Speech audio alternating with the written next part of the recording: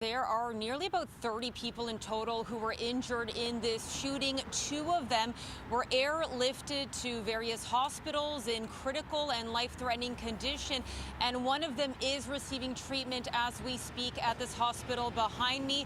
Her name is Maya Gabala. She is just 12 years old, and we've spoken to her family.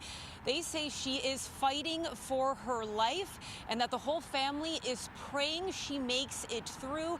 Calls this whole ordeal scary. Here's some more of what she told us, including the moment she found out that she had a family member who was hurt. I got a phone call this afternoon from my grandparents that there was a shooting at my cousin's daughter's school. And we didn't really know what was happening there because there was a lot of commotion.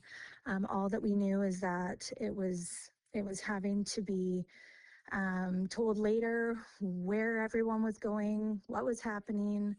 And then we got word that she was hit, and one of the shrapnels went in her neck and in her head.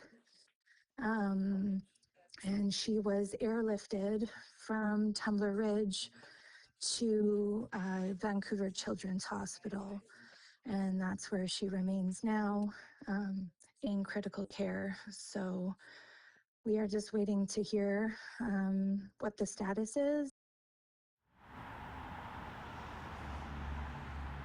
Now, this shooting happened yesterday afternoon. Police first getting calls about an active shooter situation at the secondary school in the community at around 1:20 p.m.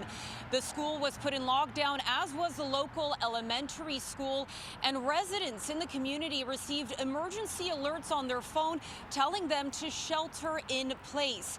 When police entered the school, they found 7 people dead, including the shooter, who they say appears to have died from a self-inflicted wound. An additional victim died while on the way to the hospital. And then a short time later, police discovered 2 more victims inside a residence in the community. So in total, 10 people dead, including the shooter following this shooting. And Faiza, this makes this one of the worst mass shootings in Canada's history. Monica, that is incredibly tragic and heartbreaking, hearing the details you are sharing with us today. You think Tumbler Ridge, this is a small community, as we've been telling folks, a tight-knit one that chances are a lot of people know the victims involved here. Can you tell us a little bit about what the community reaction has been like? That's right, Faiza. Lots of people in the community and really across the country, first of all, can't believe that this has happened. There's very much a feeling that these sort of things just don't happen in Canada, let alone a small community like Tumbler Ridge. And as you mentioned, it is quite small. The population is just under 2,500. So as you say, most people, if not everyone in the community, will likely know a victim or someone who's been impacted by this tragedy. And many people we've been speaking to or hearing from in the community are just really struggling to describe how they're feeling. But some of the words that we are hearing: heartbreaking, unimaginable, horrific, tragic. People just really, truly can't believe that something like this has happened. Here's what we have been hearing from some of the people in the community. Obviously, there was a lot of distraught parents who were trying to make their way to the school. A lot of people standing around in shock, trying to figure out what was going on. It's an incredibly small town. It's very close knit. Yeah, these that kind of activity doesn't happen here very often. Like, it's the kind of town that if you hear the ambulance, start up, everyone perks up because, you just want to know what's going on, and you worry about the people that you know, because everyone here knows each other. It seemed like they were letting out the students in small groups. And they were being escorted by adults, RCMP, whoever, over to the community center.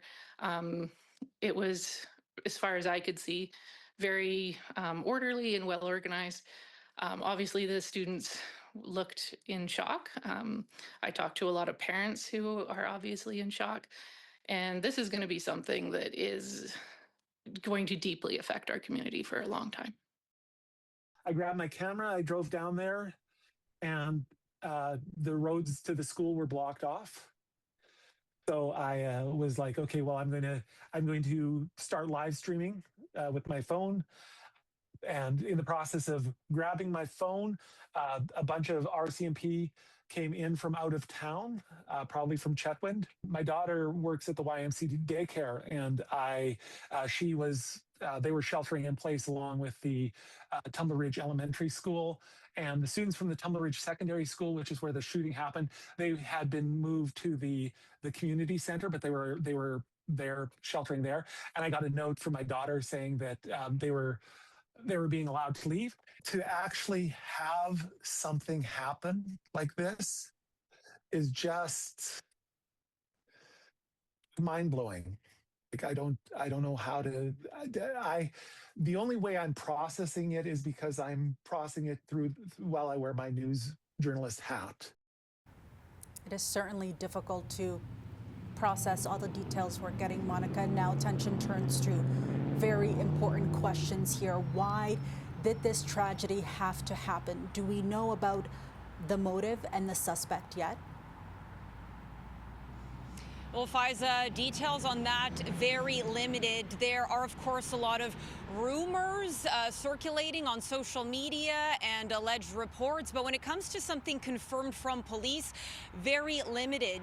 During their press conference yesterday, late in the evening local time, they were very tight-lipped about the suspect, the shooter. They weren't even willing to share if they were underage, perhaps a teenager, or if they were adult. Police citing a few reasons for why they weren't willing to share that at this time. They were saying privacy, also still having to notify next of kin, and they said they still were piecing things together and wanted to be sure of the information they were sharing. They weren't even also willing to talk about weapon or weapons that were possibly used in this shooting. But let's play you a little bit about what police were willing to share.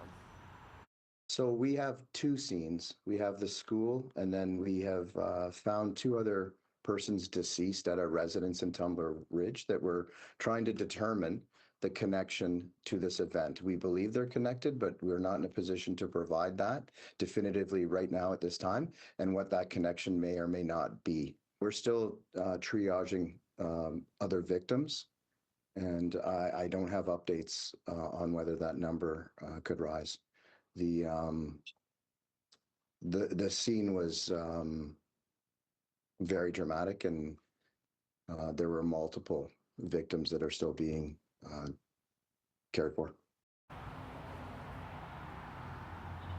Now, while police weren't willing to share much last night, the officer who spoke there was promising to provide more information on their investigation in the days to come. So we are hoping and anticipating some sort of update from police at some point today, Faiza.